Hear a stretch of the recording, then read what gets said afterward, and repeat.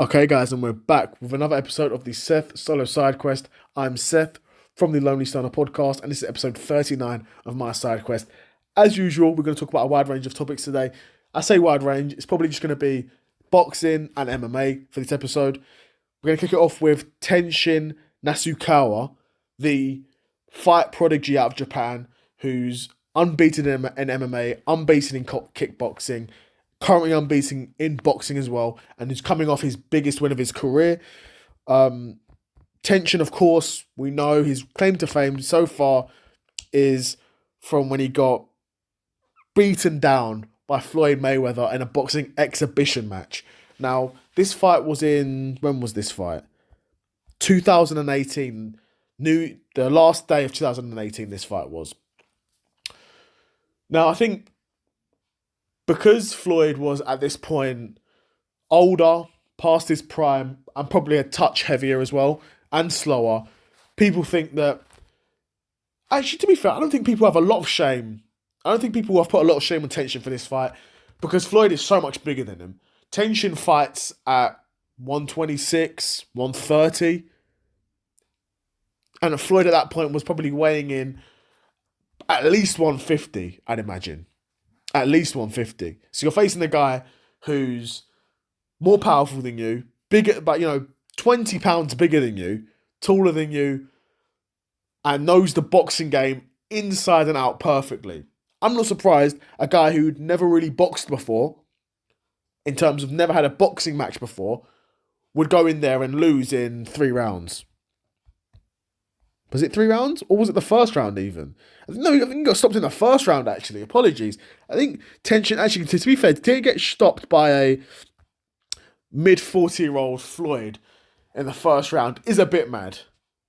Floyd in his mid to late 40s to get knocked out by him in the first round is a bit crazy. But again, Tenshin was so much smaller than him. That being said, Tenshin did go on from there. He's got a kickboxing record, or a pro kickboxing record of 42 wins, 0 losses, an MMA record of 4 wins and 0 losses, and now has a pro boxing record of 6-0. Now, I couldn't name you a single person Tenshin had faced before now. Even the guy he's faced now, he's probably a big step up in competition, but still, relatively in terms of boxing scene, this guy is still a nobody. He's fighting at the lower weight classes. Jason Maloney, who I'm talking about, Tenshin's opponent, they're fighting at these lower weight classes, and he's got a decent record. Going into this fight, he was 27-3, he's now 27-4, but he's lost to some decent comp. He faced Naoya Inoue, he lost, and he's faced Tenshin, of course, now, and he's lost. I couldn't name you a single other person on Jason Maloney's resume other than Inoue and Tenshin, who he's both lost to. But even at one point, Jason Maloney, he did represent Australia at the Commonwealth Games in 2010, and he is a former WBO bantamweight champion in his own respect too. So, again, people are saying, this was a good performance by Tenshin, don't get me wrong, and they're saying this is a performance that really made Tenshin a man. I can't really speak too much to it because I haven't really watched a great deal of Tenshin's other matches. I've seen a few of his kickboxing matches. Of course, I saw the fight with Floyd. He's very much a boy in that fight. You could tell, even in terms of physicality, you could tell Floyd was the guy who was, even though a lot older than him, still weighed 20 pounds more and knew boxing in and out and was able to bully Tenshin. Tenshin, even in this fight, he was still getting pushed around a bit. Tenshin's clearly got decent-ish power for his weight class. The thing is, unless you're Naoya Inoue, at this weight class, you're not going to have major power. He's got 6 fights, 6 wins, 2 knockouts.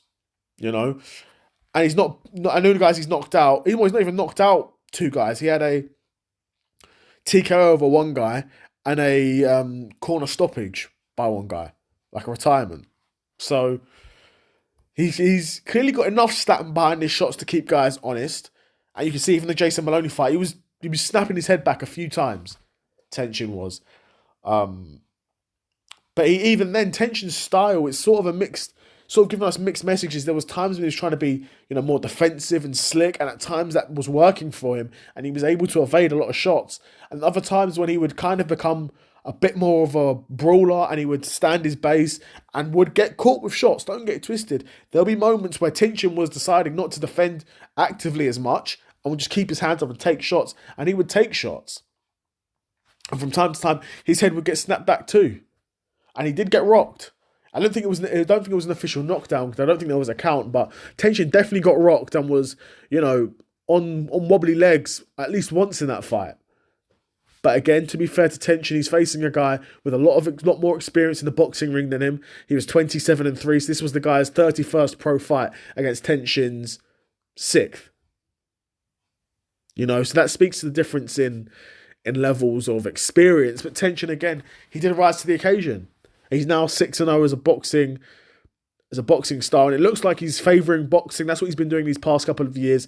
His last kickboxing fight was in 2022, I believe. So the past few years, he's been focusing on boxing, which I like to see, because I always like to see a new star come up in these lower weight classes, because if when you're a guy like Naoya Inoue, you're not blessed with a ton of contenders, and Naoya Inoue v Tenshin in Japan, I would think would be a gigantic event. So we will see. But the saying Tenshin's become a man. He's been a man, in my opinion. Even though he's only 26, he's been a man. He's unbeaten in pro kickboxing, unbeaten in pro MMA, and unbeaten in pro boxing. And he's had a lot of fights in all of them. He's had a lot of kickboxing fights. He's not had loads of MMA and boxing, but he's had loads of kickboxing fights and a handful of MMA and a handful of boxing. And he's doing so far so well. So let's see what happens with the rest of Tenshin's career. Will he go from strength to strength? And will he potentially get that Naoya Inoue match? And what does that fight look like? I'd be super curious to see the payouts for that sort of fight as well. Because it's very rarely you get more than one star from that region of the world at one time. In terms of like the Asia sort of popularity, right? Because when you had Manny Pacquiao, he was pretty much just Manny Pacquiao. And now Manny Pacquiao's sort of retiring. Now you've got Inoue coming up. And then maybe in a few years, by the time Tenshin's 15, 16-0, Naoya Inoue may be, on his way out. And then you've got another star being groomed to sort of take that mantle. But yeah, good performance from Tenshin. Showed that he was able to weather the storm at times. But that being said, you're Tenshin and you're getting rocked by these sorts of guys. You don't want to get punched by Naoya Inoue then, my friend. You don't want to get punched by Naoya Inoue. But yeah, that'll be it from me on Tenshin. Let's now go on to the MMA news. And that is that Dan Hooker is out of his fight. Dan Hooker's out of his fight against Justin Gaethje at UFC. I believe it was 313, which was a shame. Yeah, Dan Hooker's out of his fight against Justin Gaethje at UFC 313, which is a shame. I'm not 100% sure what the injury was. It looked like it was a hand injury. Huge sort of shame, to be honest with this. Suffered from a hand injury. Yeah, it's not been confirmed exactly what it was, if it was a broken hand or what. I mean, it looked broken due to the swelling. It looks like a pretty bad injury, and you could see the sort of difference in hand size when Dan Hooker held his hands up to the camera. Yeah, it's a shame for that fight, because that would have been a really good fight, really entertaining fight. Two guys that come to brawl, two guys that come to, stand their base and take the center and swing and throw hands and, fight to the death. It's what both of those type of fighters are. So that's the fight. The UFC knew what they were doing when they booked that card. Like Dan Hooker said, he thinks the UFC wants to see someone go out in an ambulance, and if that was ever going to happen in a fight, it'd be that fight. But that fight's not happening now. So a new opponent for Justin Gaethje hasn't been confirmed yet. But when it is confirmed, no doubt I'll be making a video about it. I know Renato Moicano is throwing his name in the hat, which I do like that fight for Moicano, I'll be honest. Justin Gaethje probably has the power to catch Moicano. And if he does catch him, he might put Moicano on his ass. But Moicano's a far better grappler than Gaethje. A far better grappler. And if he gets him on the ground, I wouldn't be too surprised if Moicano was able to submit him. I wouldn't say easily, because Justin Gaethje's a guy who's been training MMA for a very long time. But sort of, he could get a finish out of Justin Gaethje, a submission finish from him, in my opinion. So, but I know that's one guy. There's probably a number of guys at that sort of in the lightweight division that are, dying for a fight like that. Would really want a big fight like that where they could, almost potentially get the opportunity to prove themselves in that sort of fight. But yeah, shame about Dan Hooker. He's out of that fight. We'll keep you posted on if the new fight gets announced for that. We'd love to see our boy Renato Moicano win that. We'll get that fight and then win that fight because that puts him right back in the mix for the title shot.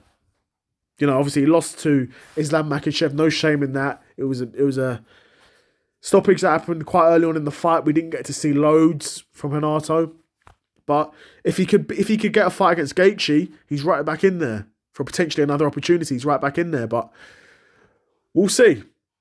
We will see. But that's it from me. Another episode of the Seth Solo Side Quest in the bag. Episode 39. I think that is crazy. We're banging them out. We are, come a long way. Improved a lot more views, a lot more content, more subs, more followers on Twix, on Twitter or X. But yeah, that's it from me. Another episode of Seth Solo Side Quest, and I'm out. Peace.